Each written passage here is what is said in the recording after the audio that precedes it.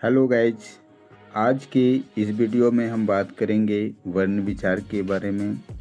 जैसा कि हम जानते हैं कि संस्कृत जानने के लिए वर्ण विचार का जानना बहुत ज़रूरी है। वर्ण विचार जाने बिना हम संस्कृत नहीं जान सकते हैं।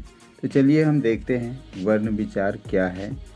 तो सबसे पहले वर्ण उस मूल ध्वनि को कहते हैं जिसका कोई खंड या टुकड़ा न हो, जैसे क, ख, ग, घ आदि अ, आ। तो वर्ण 3 प्रकार के होते हैं: स्वर वर्ण, व्यंजन वर्ण और अयोग व। ठीक है। अब स्वर वर्ण क्या है? तो अ, आ, ई, उ, री, ए, ऐ, ओ, औ ये स्वर वर्ण है। और व्यंजन वर्ण की संख्या 33 होती है, जो इस प्रकार है: अयोग व, अनुस्वार और विसर्ग है। अब वर्ण विच्छेद, जैसे हम वर्ण को विच्छेद करते हैं, क प्लस अ मिल के क बनता है।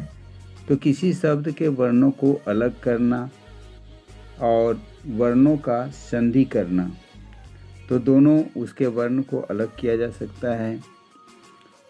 अब शब्द रूप क्या है? तो शब्द रूप हम जानते हैं, शब्द रूप के बगैर संस्कृत नहीं जाना जा सकता है। तो सीखने के लिए या संस्कृत का अनुवाद सीखने के लिए शब्द रूप का जानना बहुत आवश्यक है। तो हम यहाँ पे देख रहे हैं कि इधर विभक्ति है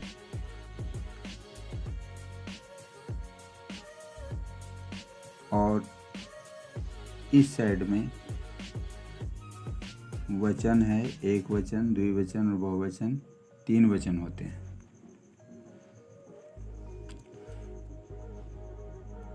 तो विभक्ति वो कारक को इंडिकेट करता है, यानी प्रथमा जो होता है वो कर्ता कारक, द्वितीया कर्म कारक, इसी तरह से 8 कारक होते हैं। कर्ता उसका चिन्ह के साथ जो होता है, कर्ता ने कर्म को करण से, संप्रदान को के लिए, अपादान से, संबंध का के की, अधिकरण में पर, संबोधन हे, अरे, अजी, ओ। इसके बारे में हम अलग से एक वीडियो बनाएंगे जो कारक के साथ कारक चिन्ह के बारे में बताएंगे। यहाँ पर हम देख रहे हैं कि शब्द रूप बहुत ज़रूरी है संस्कृत जानने के लिए। तो यहाँ पर एक शब्द को लेकर जो अकारांत का शब्द है, बालक शब्द, इसको हम देखते हैं। जैसे कि प्रथमा के एक वचन में ये बालक होता है, द्विवचन में बालको और बहुवचन में बालका। ठीक इसी तरह से द्वितीया या कर्म कारक में बालकम एक वचन में, द्विवचन में बालको, बहुवचन में बालकान। ठीक इसी तरह से तृतीया में बालकेन, द्विवचन में बालकाभ्याम, बहुवचन में बालके। चतुर्थी के एक वचन में बालकाय, द्विवचन में बालकाभ्याम, बहुवचन में बालके भया। पंचमी